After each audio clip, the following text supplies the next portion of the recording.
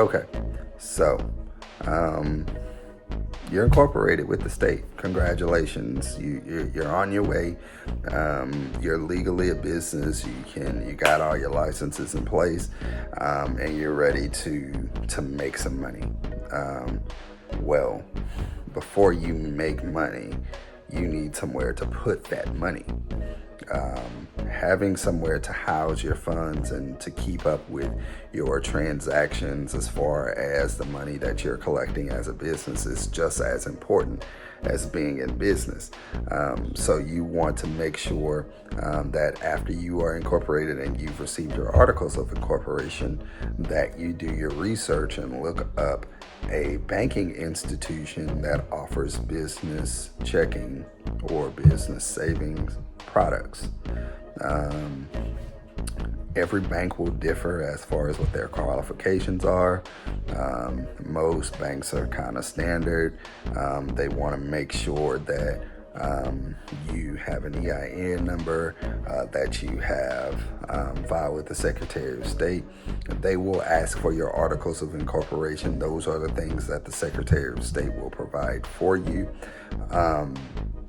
And they will also verify this because they can look you up in the Secretary of State's website just to verify that the documents are not forged, or that you're not lying and saying that, hey, this is actually my business when it's actually not.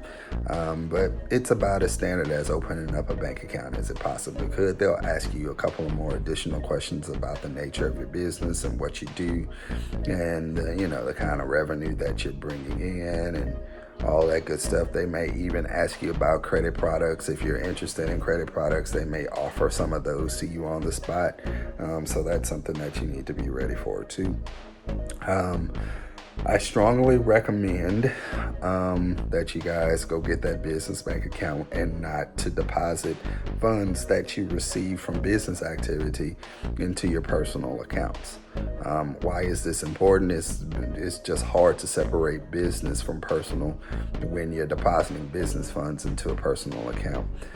For instance, if in the near future or far future you need to go get a business loan of any kind and they're requesting bank statements from you, well, if you as a business go to a creditor with personal checking account statements for a business loan, they're probably going to look at you a little crazy and say, okay, well, where's your business banking transactions? And if you don't have that, then they may very well turn you away for that loan or that credit product. So you want to make sure that you're separating the two. There are a couple of things that I really do recommend. Your choice of bank is really your choice of bank. It doesn't matter.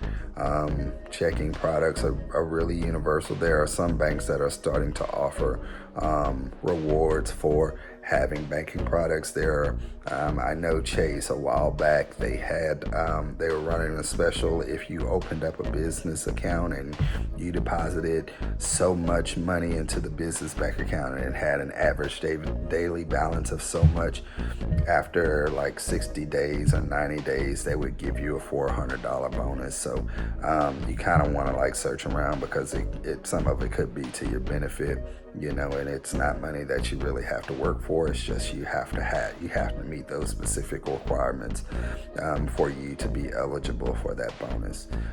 So you do that.